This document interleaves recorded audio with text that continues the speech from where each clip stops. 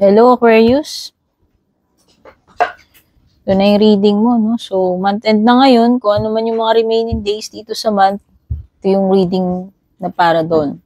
Pero just in case mapanood mo to sa ibang araw, umipas man yung date na nilagay ko sa title, lahat man na reading ko rito timeless.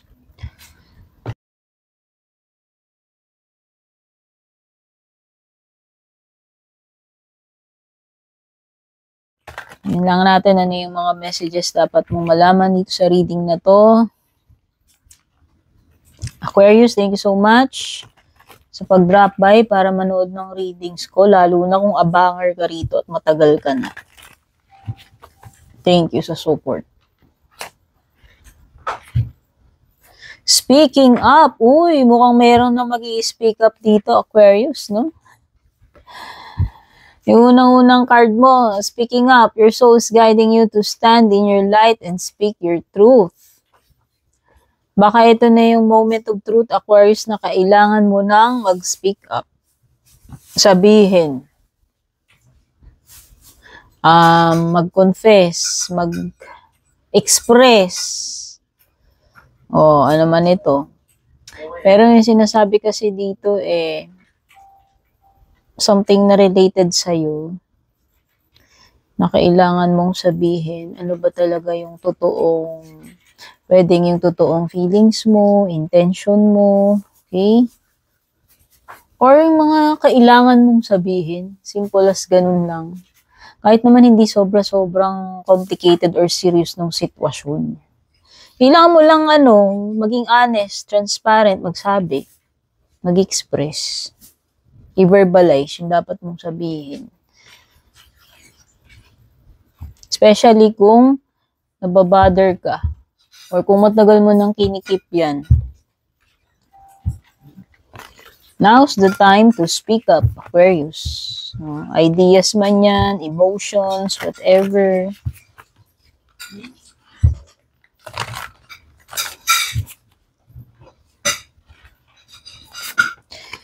Next card, Essence. Uy, ang ganda na ito. Tingnan mo kung gaano ka-cute yung koi. Sabi nila yung mga koi associated sa good luck, money. Para sa akin, Aquarius, ang intindi ko dito sa Essence card na to ay ito yung authentic na ikaw. Kumbaga unfiltered na ikaw. Kung ano yung totoong ikaw, pagkatao mo, personality mo, nilalaman ng puso mo. Yun yung pinaka-essence mo. Or pwedeng another na nafe-feel ko na meaning nito, yung pinaka-purpose mo or true north mo. Pwedeng yun. Parang sinasabi kasi dito is hanapin mo yung pinaka-essence mo Or alamin mo, or ipakita mo. Kung halimbawang alam mo na yung path mo, ano ba talaga ikaw, yung true essence mo is ipakita mo yun. Which is parang related din naman dito sa speaking up. Nai-express mo yun. Ilabas mo yun. Yung authentic na ikaw. Yung inner you. Kasi di ba yung ibang tao, iba yung outer na personality nila dun sa nasa loob. Pero yung iba, yun din. What you see is what you get sa loob, sa labas. Pero yung iba kasi may dual personalities. So malalim kasi to, no? Pero binanggit ko lang, magpakatotoo ka siguro. Yun lang talaga yun. Magpakatotoo ka sa gusto mong gawin o ano man itong, or kung may kinalaman man ito sa pakikipag-ugnayan mo sa ibang tao, paano mo ipipresent yung sarili mo. Kaya nga sinabi ko unfiltered.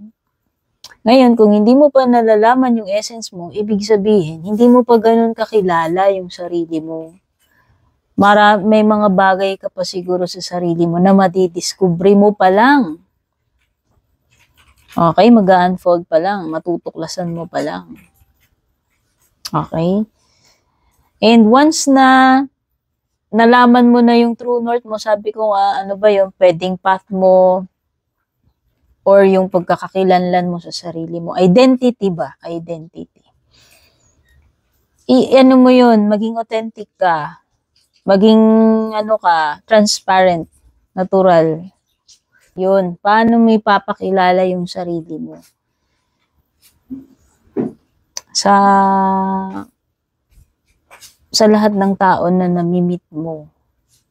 Kumbaga, eto ka at home, eto ka at work, eto ka rin kapag ikaw na lang mag-isa or eto ka kahit na may mga kasama ka. Kumbaga, ito yung talagang legit na ikaw. Walang halong chemical. Charot. Ang hirap, ang lalim naman kasi ng bara mo. Malalim talaga yan. At kung hindi nyo nagiget yan, para sa inyo, natatawa kayo, huwag na lang kayo manood. Siguro, kung hindi kayo nakaka-relate, hindi para sa inyo yan. Hirap na kasi explain pero nafe-feel ko siya Hindi ko siya alam paano ko siya explain ng eksakto na yung mensahe na nasa isip ko, nafe-feel ko, ma-relate ko sa inyo. Ang hirap. Okay.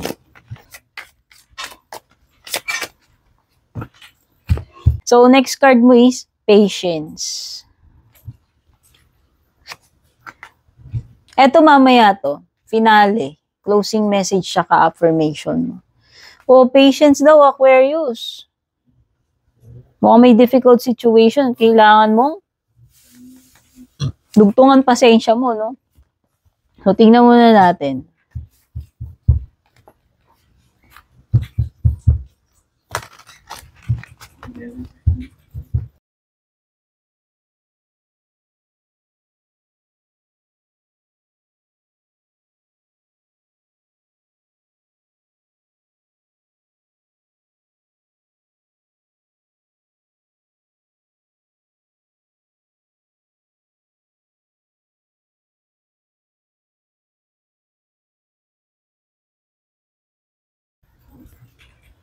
So, general energy mo. King of Swords, Five of Pentacles, Knight of Swords, Temperance, Page of Pentacles. So, ito yung challenge, ito yung good stuff, ito yung financial kabuhayan mo, career, ito naman yung love life mo. Bottom naman, unexpected. What you don't see coming. Meron ditong Eight of Swords. So, may mga swords dito. Pwede may mga Gemini, Libra, Aquarius. Pwede rin namang may Taurus, Virgo, Capricorn. Specific to, major card C, Temperance, Sagittarius energy. Mga numbers na lumilitaw sa cards, itong mga numbers na to, pwede nyo tignan. Anong meaning yan sa numerology? Additional mensahe yan. Connected dito sa reading ninyo. Pasensya na kayo, wala ko alam sa numerology. So, yung mga nakakaalam, mas madali sa inyo. Kung ano lang yung mga numbers dito sa cards, yun na ibibigay ko sa inyo. No more, no less. Number 1, number 19, number 6. Meron ka ring 5, 14, 8. Ano man ang significance niyan? Or additional message sa numerology, tignan nyo na lang. Pakitignan pala. King of Swords reverse. Ito yung overall energy mo.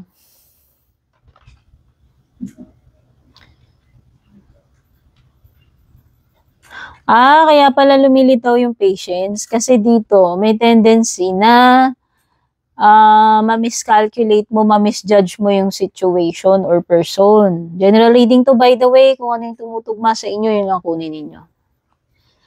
Meron kasi ditong parang baka too quick to judge ka, no? Hindi mo na-analyze ng mabuti yung situation or yung kaharap mo, tao man yan or situation. Baka makapagbigay ka kagad ng maling komento, judgment, analysis tungkol dito, no? So, huwag kang maging hasty when it comes to pagbibigay ng mga impressions. Siguro alamin mo muna yung mga facts, no? Huwag kang basta-basta magde-decide or magja-judge. Yun yung nafe-feel ko base sa aking intuition, guys, no? So, yun lang. Meron ditong something also about making the wrong decisions. Kasi nga, pwedeng magkakaroon ka ng maling decision, action, or mga consequences dahil pwedeng nagkamali ka ng analysis, judgment, impression. No? So, pag-isipan mong mabuti. Huwag magpadalos-dalos. Yun na yung nafe-feel ko. Sabi nga nila, once na nabitiwan mo na yung mga salita mo, hindi mo na mababawi. At ang mga words ay kasing talas din ng mga blade. Matalinghaga. Charot. So, anong challenge mo naman? Uy, naku, challenge mo is about ano? Challenge mo is about struggling. Literal. Challenge mo is about struggling. Kasi 5 of Pentacles to eh. Meron talaga ditong challenging situation, kaya sandamakmak na patience talaga kailangan mo ito. Patience sa pag-iisip, pag-analyze, paghihintay, decision, patience when it comes to money, patience when it comes to dito sa pinagdadaanan mong mahirap. Pwedeng may financial crisis. Or yung pagiging being alone crisis. No? Kahit sabihin naman natin kung hindi naman about money, yung tipong parang nagsasuffer ka mag-isa eh. Sabi nga nila itong card na to is the card of being left out in the cold. Ito yung mga times na bit-bit mo yung sarili mo, wala kang maasahan, ikaw lang makakatulong sa sarili mo, or walang willing na magpatuloy sa'yo, walang willing tumulong, walang willing magpairam ng pera, walang willing na makiramay, samahan ka, no? Tulungan ka. Kaya nga, the more na, kailangan mas matatag yung loob mo, mas positive ka, mas patient ka eh. Oh, one thing about the speaking up. Maaring may situation, no, lalo na dito sa challenge mo, na maaring ikaw lang yung pwedeng mag-voice out, mag-speak up dito.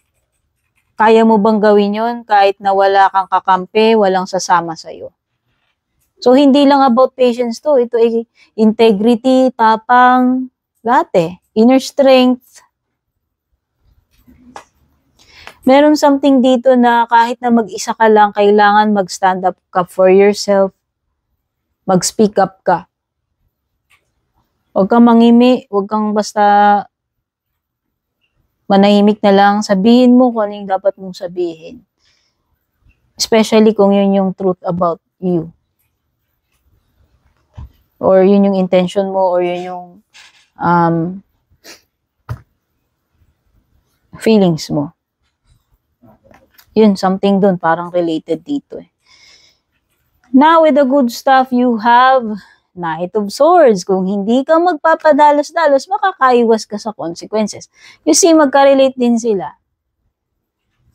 Ito na yung pinaka-blessing mo, good stuff, positive. No? Ito. So, nakikita ko dito, kung makakapaghintay ka, kung hindi ka magiging impulsive, padalos-dalos, alam mo yon, mas magbe-benefit ka eh, or hindi ka mapapahamak eh, or wala magiging bad consequences yung na mangyayari sa'yo. Pero kung magpapadalos-dalos ka nga, yun yung sinasabi ko, pwede kang magkamali rito, kakahassle ka pa, magkakaproblema ka pa. O, possible na related din sa pera for some of you. Since ito ay magkaka-relate. Especially sa pera. Okay? Kaya wag. Halimbawa, may pinaplano ka investment, bibibilin ka, laking amount ng money. Pagsipa mabuti.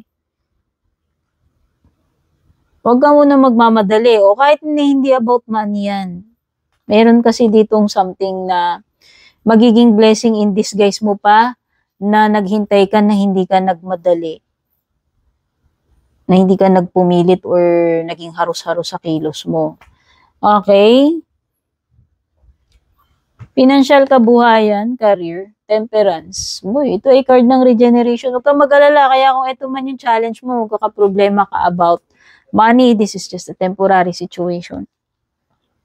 makaka-recover at makaka-recover din. Kung career man to, business, o kaperahan mo, pinag-uusapan, makaka-recover at makaka-recover din with the temperance. Ngayon, kung ito ay trial and error, mga experiments like sa business, sa ginagawa mong projects, mahahanap mo yung tamang kombinasyon, yung tamang formula para maging successful ka.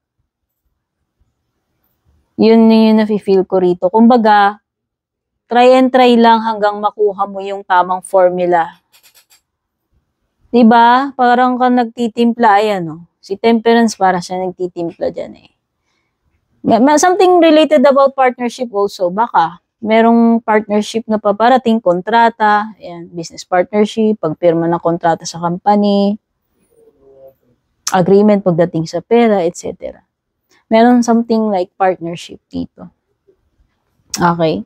So, sasabihan na kita na pwedeng yung mga umpisa, experiment mo, trial and error mo, hindi mag-work.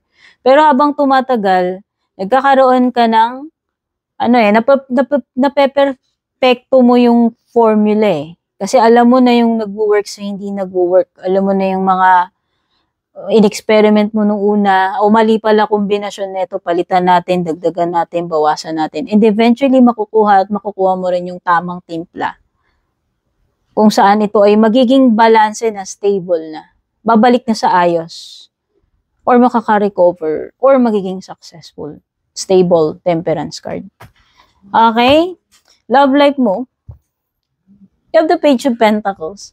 Could be an earth sign. Or could be someone who's younger than you by age. Pero pwede rin namang hindi naman mas bata, no?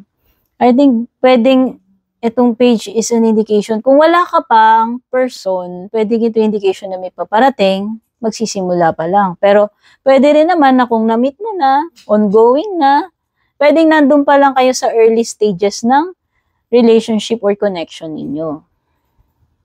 No, yung tipong nagsisimula pa lang. So, pwedeng ito yung talking stage, video call stage, chatting stage, etc. No? So, yun yung mga nafe-feel ko dito. So, pwede rin namang may something dito about importanteng pag-uusap since sumilitaw yung speaking up card kanina. Prangkahan, derechahan. Sabihin yung totoo. Pwedeng ganun eh. Pwedeng may confession, revelation dito. Whether ikaw yun o siya, gagawa nun. So, nakikita ko is merong importante na sasabihin mo talaga kung ano talaga yung totoong feelings mo, opinion mo, or intention mo dito sa connection na to, or about a specific situation sa inyong dalawa nitong person. So, yun. I think this is a sign ng meron communication or importante na pag-uusap na gagawin. Mag-i-speak up. Pagko-confess. Closing message, unexpected, what you don't see coming. 8 of Swords. Ooh. So, ito, hindi mo ina-expect, Aquarius, na mai-stuck ka, mai-stranded ka rito. Hindi ko alam kung ano tong 8 of Swords na to. Pwedeng specific na lugar talaga, specific period, like halimbawa, mga 1 week, or specific na connection. Situation. May stuck ka eh. Ito yung inability to make a decision or inability na makaalis doon sa sitwasyon na yan kahit gusto mo kasi pwedeng iniisip mo hindi mo kaya. Pwedeng ganun. O pwedeng may mga maling assumptions. Ito na naman eh, yung mga maling iniisip. Tutugma na naman sila. Kaya siguro may i-stuck ka muna for a while sa ganito hanggat hindi mo na-figure out sa sarili mo na meron palang solution dito. Hanggat hindi mo nga natitimple, so hindi mo nakukuha yung tamang formula. Pwedeng applied din yun dito. Doon ka pa lamang makakalis once na na-realize mo na yun na mali lang pala yung iniisip mo, inaakala mo. Okay? And kung balak nyo pong mag-book or mag-inquire ng personal readings ko, basahin nyo lamang po itong nakasulat sa screen or yung nakalagay sa description. Closing message. Affirmation you have remembered. You're surrounded by your ancestors. Whatever steps you choose to take, they'll always be with you. You'll hold each of their memories within your body to connect you to their knowledge of the past. Know and trust that everything will turn out okay. So, yun naman pala. Alalahanin mo, Aquarius. Huwag kang masyadong maging anxious. Kasi magiging okay din naman daw yung mga bagay-bagay. Magta-turn out okay naman. So, importante, gawin natin yung mga kailangan natin gawin. Mag-pray tayo, have faith. No? And huwag tayong maging anxious kasi everything will turn out okay. O, diba? Parang sinasabi na sa'yo na huwag kang mag-alala. Stay put ka lang, easy ka lang, have faith. Magiging okay din ng lahat. No? Affirmation, in times of loneliness, my ancestors are close by to comfort me. Ito na yung loneliness, diba? Sabi ko nga, pagiging left out in the cold, pagiging alone, isolated, rejected, walang tutulong. Ibig sabihin, parang wala kang maasahan kundi sarili mo lang. Ito na yung kanina eh. Kaya nga, during this period ng loneliness, kung hindi man yung ancestors mo, palagi naman nandyan si God. Hindi ka alone. Yun yung lagi mong isaisip. So, yun yung mga messages for you. Kaya nga yan, no? Remember, Aquarius, hindi ka alone. God bless you, Aquarius. Sana makatulong sa iyo itong reading. Kung nagustuhan mo, nakarelate ka, na-entertain ka, may napulot ka rito, don't forget to leave a heart, a like, a comment, pa-share na rin. At kung gusto mo akong supportahan, pwede kang mag-join ng membership, mag-avail ng subscription. Thank you nga pala sa mga nag-join ng subscription, nag-avail ng subscription membership sa mga hindi umalis, nagpapadala ng star super thanks. Palaging nag-share ng mga readings, mga abangers, mga hindi nag-skip ng ads, pati na rin sa mga nag-avail ng private readings. Lalo na yung mga ilang taon ko ng suki pabalik-balik. Kung gusto niyo ng private reading ko, tignan nyo na lang dyan sa description. Hanapin nyo, Purple Teen. May blue check yun, verified, nag-iisa lang. Yun lang yung legit, one and only. Nandyan ang link sa description. Kung wala, dumiretso kayo mismo dun sa page ko. Okay, kapag merong na God friend sa inyo, na unang nag-chat, hindi ako yun. Godspeed, babush.